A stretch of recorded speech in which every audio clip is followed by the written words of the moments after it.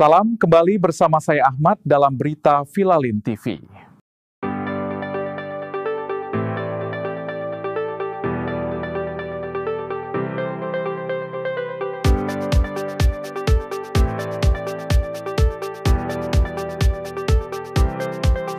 LPA Sulsel refleksi periode Gerakan Perlindungan Anak.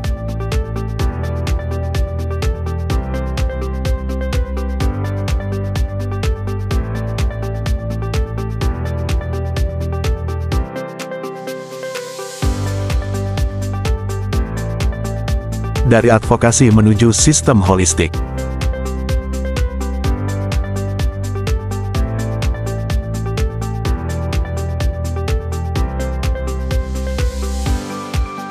Lembaga Perlindungan Anak LPA, Sulawesi Selatan menggelar refleksi perjalanan panjang Gerakan Perlindungan Anak yang telah berlangsung selama 3 periode kepemimpinan.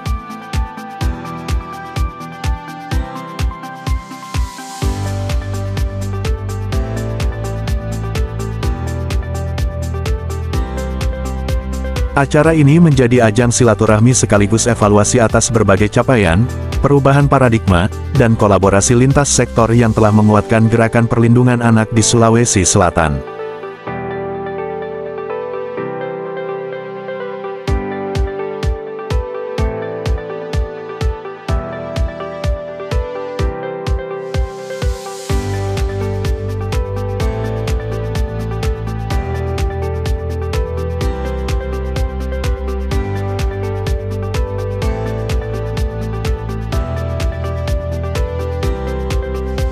Kisah awal LPA Sulsel berangkat dari gagasan sederhana yang lahir di kalangan aktivis sosial dan pemerhati anak.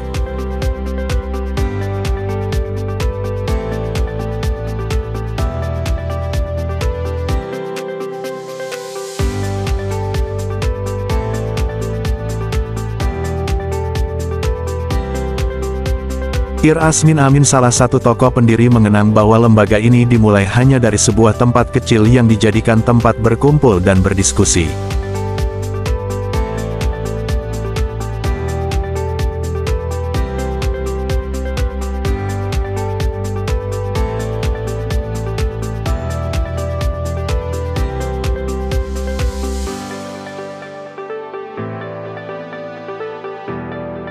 Waktu itu hanya Karasi dengan saya, bagaimana supaya ada lembaga yang khusus menangani perlindungan anak. Rekomendasinya penting, dan dari situlah kita sepakat mendirikan LPA, ungkapnya.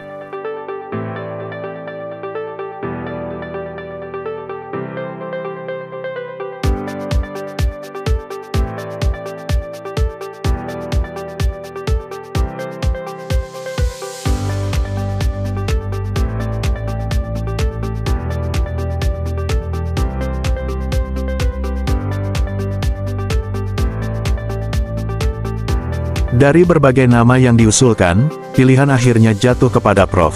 Mansyur Ramli untuk memimpin sebagai ketua pertama. 2000.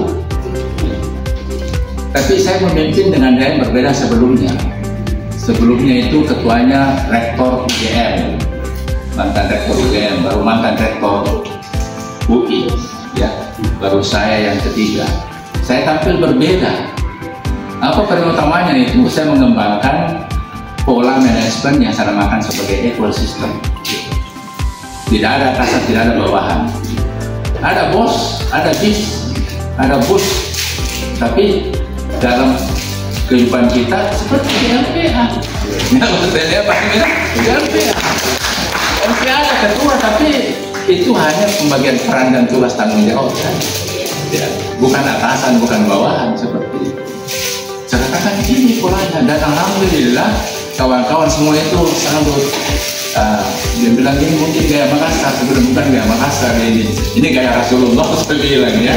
Kenapa saya bilang Rasulullah itu kepala negara, tapi kan tidak punya wakil, tidak punya menteri, tidak punya apa. Punya apa Rasulullah? Hanya punya sahabat. Sahabat itu ekol. Sahabat itu setara kan? Ini yang kita. Kenapa Prof. Mansyur? Karena beliau punya kemampuan komunikasi yang diterima semua kalangan, dan kultur NGO yang kuat sejak awal. Itulah yang kemudian mewarnai kepemimpinannya sampai hari ini, ujarnya.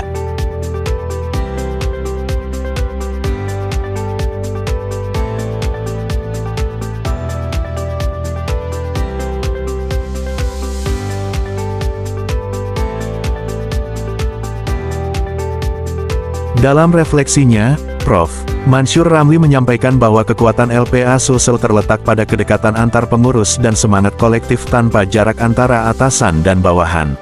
Kepemimpinan nasional kita yang banyak kita temukan ini banyak masalah karena ada jarak antar atasan dan bawahan. Ini bukan ujub ya, tapi coba karena dari awal saya sudah ambil peran, ambil ini kalian mau segala macam. Ini yang sangat berharga saya peroleh selama berapa tahun ini Pak Dedi? 2 periode. 2 periode ya. Saya di LPA sekalian yang membentuk saya, ya, yang saya bawa kemana-mana sampai sekarang. Ternyata ini yang saya bisa simpulkan. Ternyata konsep NGO seperti itu sebenarnya punya sumbangan yang sangat besar bagi bangsa kita. Kita tidak membangun jarak, justru kedekatan dan kebersamaan itulah yang membuat gerakan ini hidup dan akrab.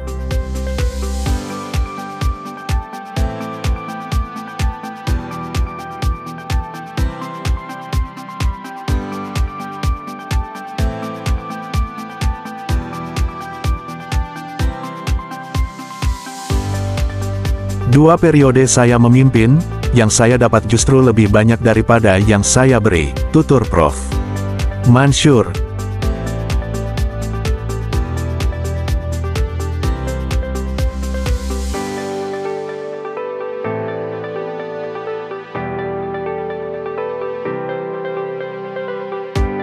Menurutnya, pendekatan jejaring sosial dan kerja bersama menjadi faktor kunci terbentuknya kohesitas tinggi, yang kemudian berkontribusi pada penyusunan berbagai kebijakan perlindungan anak di tingkat nasional.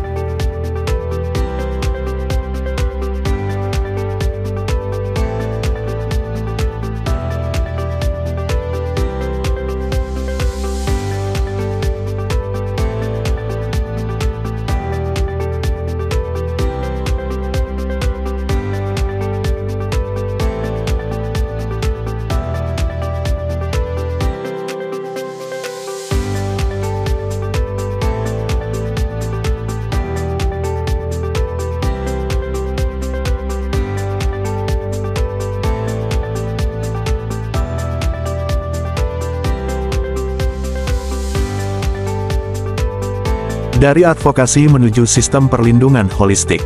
Sele KS Dal, Wakil Bupati Sopeng sekaligus pengurus awal LPA Sulsel, mengenang perjalanan lembaga ini dari masa advokasi hingga penguatan sistem perlindungan anak.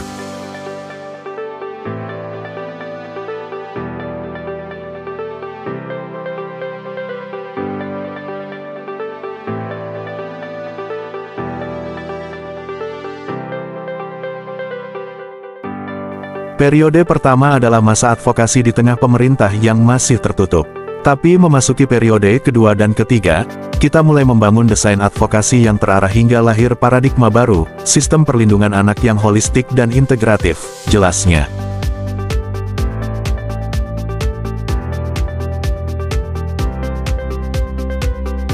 Ia juga mengungkap peran penting LPA Sulsel dalam memberikan masukan bagi penyusunan Undang-Undang Perlindungan Anak dan penggagas awal konsep Kota Layak Anak KLA di Sulsel.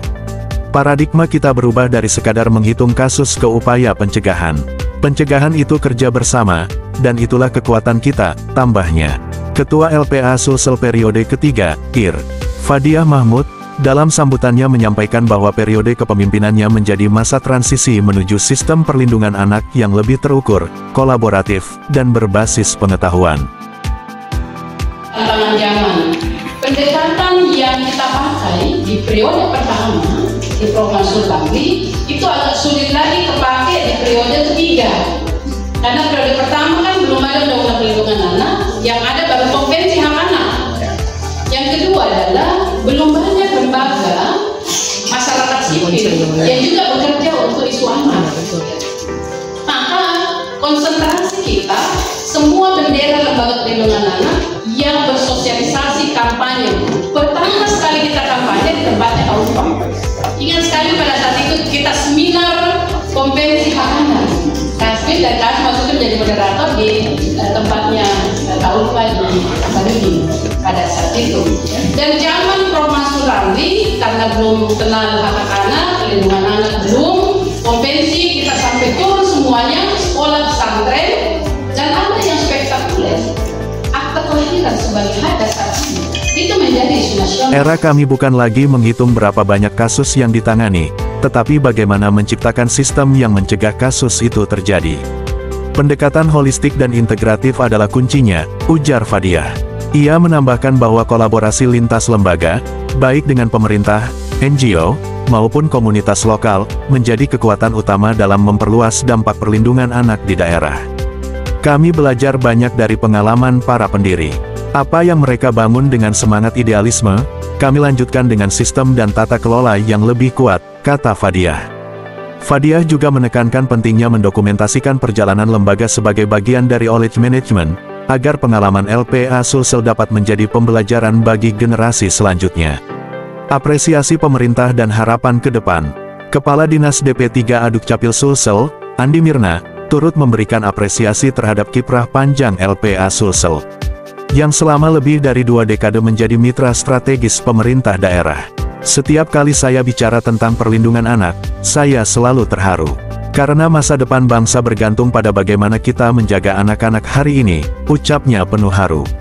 Ia menegaskan bahwa isu perlindungan anak kini menjadi bagian dari prioritas pembangunan nasional, termasuk dalam 17 program utama Presiden Prabowo Subianto yang menempatkan isu anak, gender, dan disabilitas sebagai fokus utama. Menulis sejarah gerakan, refleksi ini juga menandai peluncuran buku perjalanan LPA Sulsel, yang merekam kisah, pembelajaran, dan perjuangan selama 3 periode kepemimpinan. Dan menempatkan orang. Saya waktu itu cuma ini garasi dan dia dikasih tanggung jawab waktu itu Pak dia garasi dengan saya. Bagaimana supaya ya sama Bapak Uni waktu itu, lalu kemudian rekomendasi penting ada lembaga yang secara khusus mengurus soal perlindungan anak. Lalu kemudian setelah kita sepakat untuk mendirikan membuat perlindungan anak, siapa yang ketua? Siapa yang ketua pertama? Pertama pilihannya ke Bapak Salama, lalu kemudian Bapak Mansur Ramli. Pak Kasmi lah semua yang ini beliau berdekati. Kenapa Pak Mansur Ramli? Karena Pak Mansur Ramli waktu itu kita anggap sebagai tokoh figur yang memang bisa diterima oleh semua dan komunikasinya bagus, mudah. Nah, ternyata beliau sampaikan tadi sebelum tinggalkan di ruangan, ada kultur NGO yang menjadi modal beliau, sehingga sampai dia pun menjadi pejabat di seluruh satu di pendidikan. Ternyata kultur NGO yang mewarnai beliau. Saya ingat mungkin ke Asmi lupa, tetapi saya masih ingat bahwa yang menjadi tanggung jawab. Buku ini bukan sekadar pertanggungjawaban periode, tapi juga warisan pengetahuan agar pengalaman kita bisa dipelajari generasi berikutnya, ujar Ir. Fadiah Mahmud, Prof. Mansur Ramli menutup refleksi dengan pesan sederhana namun dalam. Selama kita masih menaruh kasih pada anak-anak, gerakan ini tidak akan berhenti. Lembaga Perlindungan Anak LPA, Sulawesi Selatan berdiri sejak awal 2000-an sebagai pionir gerakan perlindungan anak di kawasan timur Indonesia. LPA Sulsel aktif dalam advokasi kebijakan, penanganan kasus kekerasan anak, hingga pengembangan program kota layak anak dan perlindungan anak berbasis komunitas.